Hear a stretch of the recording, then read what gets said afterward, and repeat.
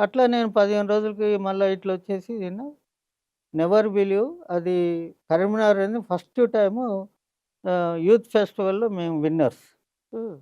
అప్పుడు వాళ్ళందరూ మళ్ళా ఒలింపియన్స్ వాళ్ళంతా ఈ రూరల్, నేషనల్ ఎక్కడ పోయిండేదంటే నేను ఇట్లా అగ్రికల్చర్ యూనివర్సిటీలో జాయిన్ అయినా కాబట్టి ఇట్లా కష్టము. మనం వెటర్నరీలో పాస్ కావడం 5 ఇయర్స్‌లో వెరీ డిఫికల్ట్. అవును.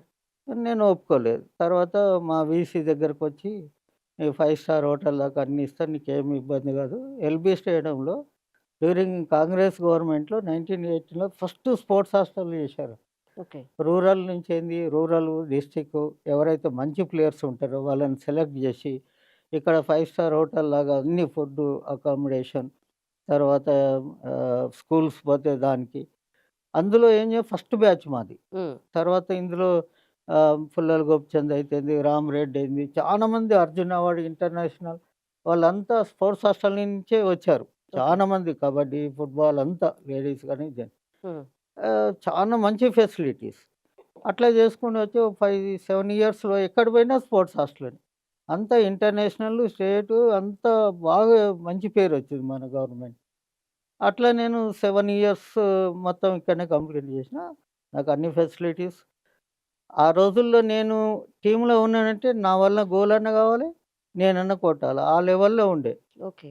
తర్వాత ముఖేష్ అని త్రిబుల్ ఒలింపియన్. ఆయన కూడా మా స్పోర్ట్స్ హాస్టల్. హ్మ్. Ramireddy fastest India runner. తర్వాత హాకీ కూడా ఒలింపిక్స్ ఆడినోళ్ళు. తర్వాత రవికాంత్ అని మన ఇండియన్ వెంకటనారాయణ వీళ్ళంతా ఏందంటే ఇండియన్ కెప్టెన్ వాలీబాల్‌లో. ఫుట్‌బాల్‌లో గూడా చాలా మంది ఇంటర్నేషనల్ ప్లేయర్స్. అథ్లెటిక్స్ అయిన అన్ని బాస్కెట్‌బాల్ హరికృష్ణ అని ఆయన కెప్టెన్ గూడా చేసిండు. Number of basketball. ఇట్లా చానా మంచి స్పోర్ట్స్ హాస్టల్ ఉండడం వలన చాలా మంది ఇంటర్నేషనల్ ఎక్స్‌పోజ్ అయ్యిండ్రనమాట. ఇంకోటేందంటే హైదరాబాద్‌లో ఎన్ని టీమ్స్ ఉన్నాయో వాళ్ళందరూ వచ్చి ఎల్బీ స్టేడియంలో ఒక్కటే గ్రౌండ్ ఉండేది.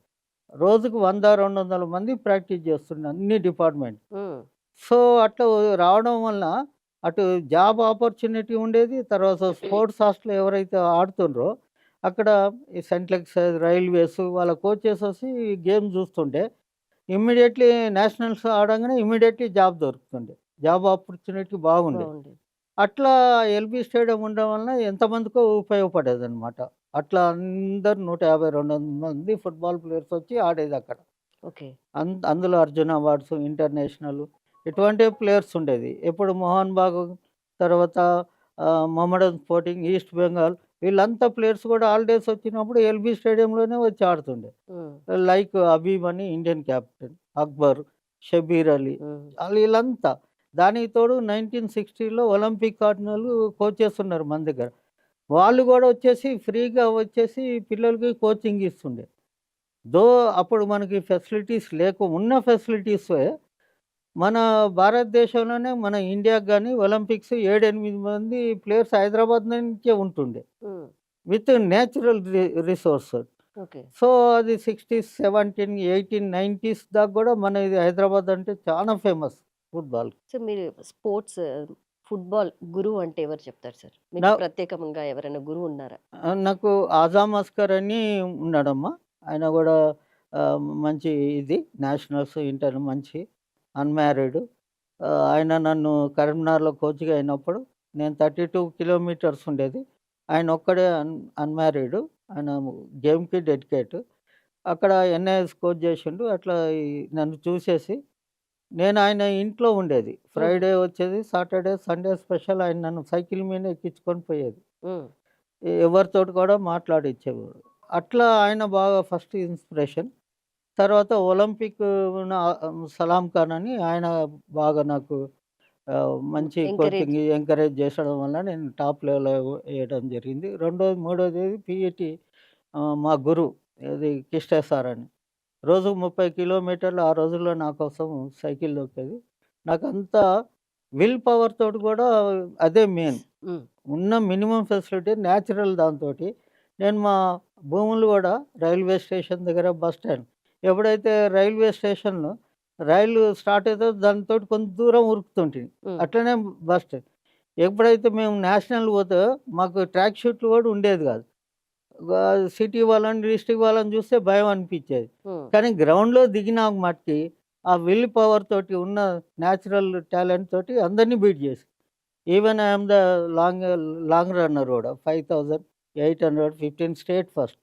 ఓకే. State champion. ఇటు చదువు, అటు అథ్లెటిక్, ఇటు ఈ 3 కంటిన్యూ తీసుకుంటూ వచ్చింది. హైదరాబాద్‌కి ఫుట్‌బాల్‌కి ఉన్న గొప్ప చరిత్ర గురించి చెప్పండి సార్? ఆ రోజుల్లో 1960స్‌లో మన దగ్గర నుంచి 7 మంది ఒలింపిక్స్ ఆడారు. ఓకే. తర్వాత ఏషియన్ గోల్డ్ మెడలిస్ట్ కూడా మన మన హైదరాబాద్ ప్లేయర్స్ ఉన్నారు ఇండియాకి. తర్వాత ఎక్కడ చూసినా కూడా హైదరాబాద్ టీమ్ నుంచి ఒక 7, 8 మంది ప్లేయర్స్ 1960, 70, 80స్ దాకా కూడా ఇట్లనే ఉన్నారు. హ్మ్. యాక్చువల్‌గా ఆ రోజుల్లో ఎట్లుండంటే ఎల్బీ స్టేడియం ఉండేది. మ్యాచెస్ ఎక్కువుండేది. వైజాగ్ నుంచి కూడా అక్కడ కొంచెం అక్కడ ఏందంటే కొన్ని ఫెసిలిటీస్ ఉన్నాయి. ఎప్పటినుంచో మొదటి నుంచి. షిప్ యార్డ్ అని అయన్నీ ఉన్నాయి గదా! అక్కడి నుంచి ఫారినర్స్ వచ్చి పోతా ఉంటారు. వాళ్ళు గూడా నేచురల్ టాలెంట్ తోటి వైజాగ్‌ను తర్వాత హైదరాబాదు బాగా ఫేమస్ ఉండేది ఇది. ఉన్నప్పుడు ఇక్కడ లీగ్ గూడా అయితుండే. తర్వాత అప్పుడు జాబ్ ఆపర్చునిటీస్ తక్కువున్నా ఇక్కడి నుంచి ఈస్ట్ బెంగాల్, మొహమ్మడన్, ఈస్ట్ బెంగాల్, మొహమ్మడను, తర్వాత ఈస్ట్ బెంగాల్, మొహమ్మడన్, మోహన్ బాగ్ ఈ 3 క్లబ్‌లు చానా ఫేమస్. హ్మ్. ఇక్కడి నుంచి మైగ్రేట్ అయిండ్రు. ఒక్క ప్లేయర్ హైదరాబాద్ నుంచి ఎవరన్నా ప్లేయర్ పోయిండంటే ఆయన స్వార్థం చూసుకోపోయేది. నా వోళ్ళు హైదరాబాదోళ్ళు ఇంకా ఉన్నారని ఇట్లా 5, 6గురిని తీసుకుపోయేది. హ్మ్. ఇండియా టీమ్‌లో కనీసం హైదరాబాద్ నుంచి 7, 8 మంది ప్లేయర్స్ ఉండేది. ఆ ప్లేయర్స్ వలన అక్కడ నంబర్ ఆఫ్ లీగ్స్ ఆడతారు కాబట్టి తొందరగా ఎక్స్‌పోజ్ అయితారు. ఓకే. వాళ్ళు ఒకటి only they play only football అంటే ఇంతే వాళ్ళది. Morning practice, evening practice, matches ఆడడం వాళ్ళకి అదే ఉంటుంది. అప్పుడు ఏమైంది మ్యాచెస్ అయినప్పుడు ఇంటర్నేషనల్ ఛాన్స్ దొరుకుతది. ఏషియన్ దానికి గాని, ఇంకా ఏషియన్ గేమ్స్ పోయినప్పుడు గాని, వేరే యాక్టివిటీస్ అయినప్పుడు అందరితోటి ఎక్స్‌పోజ్ అయితా ఉంటారు. ఓకే.